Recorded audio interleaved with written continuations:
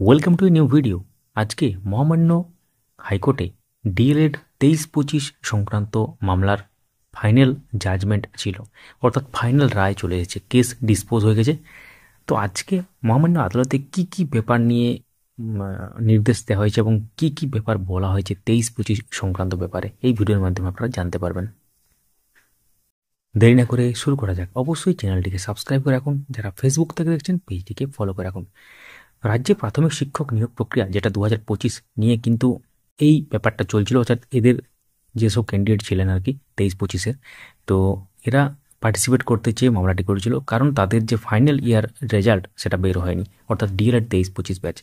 তো রেজাল্ট যেহেতু বের হয়নি, তার ডকুমেন্টও নেই, ফাইনাল ইয়ার মার্কশিট বা ডকুমেন্ট, যে মানে ডকুমেন্ট বলতে সার্টিফিকেট। তো সেক্ষেত্রে তারা মামলাটি করেছিল এবং আলটিমেটলি কি হয়েছে আজকে বা কি রায় দেওয়া হলো সেটা সম্পর্কে আপনারা জানতে চলেছেন। বাই দ্য ওয়ে, আমরা বলে রাখি, অর্ডার কপি এলে আমরা আমাদের টেলিগ্রাম চ্যানেলে শেয়ার করবো, ডিসক্রিপশনে লিঙ্ক আছে এবং সেটা নিয়ে বিস্তারিত ব্যাখ্যাও দেবো। তো এক্ষেত্রে 2025 সালের প্রাথমিক শিক্ষক নিয়োগ প্রক্রিয়ায় 23-25 ডিএলএড ব্যাচের প্রার্থীরা অংশগ্রহণের সুযোগ পাবেন কিনা তা নিয়ে মহামান্য হাইকোর্টে দীর্ঘ সওয়াল জবাব শেষ হয়েছিল কিছুদিন আগেই।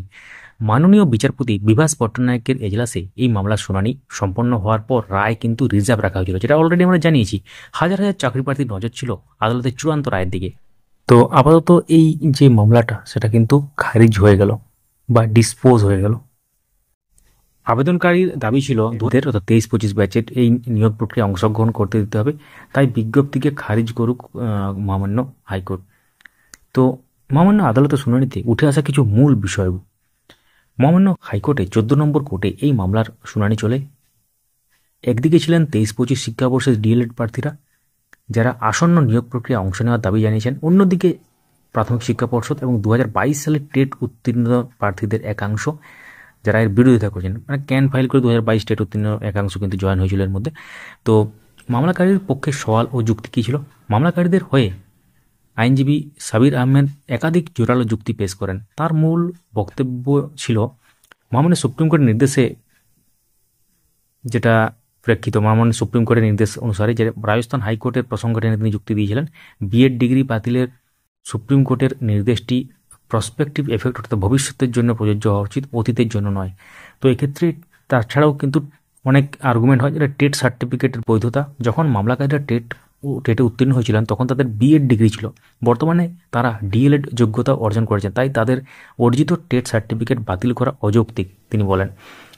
পূর্ববর্তী উদাহরণ দিয়েছেন, অর্থাৎ তেজপ্রকাশ পাঠক এবং এমবিবিএস পরীক্ষার উদাহরণ দিয়ে তিনি পার্সুইং বা পাঠরত প্রার্থীদের পরীক্ষায় বসার সুযোগ দেওয়ার পক্ষে সওয়াল শুরু করেন এবং সমতা বজায় রাখার ব্যাপারটা বলেন, যে 2020-2022 ব্যাচ যদি সুযোগ পায় তবে 23-25 ব্যাচ কেন বঞ্চিত হবে, বিশেষ করে যখন তাদের কোর্স শেষ এবং তারা কেবল ফলাফলের অপেক্ষায় রয়েছেন। পর্ষদ ও বিপক্ষের পাল্টা যুক্তি কী ছিল?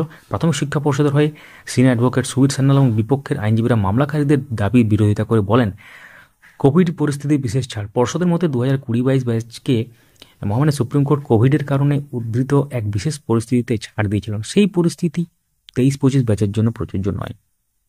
প্রশাসনিক সিদ্ধান্ত সময়সীমা সংক্রান্ত ব্যাপারে কী হয়েছিল ব্যাপারটা?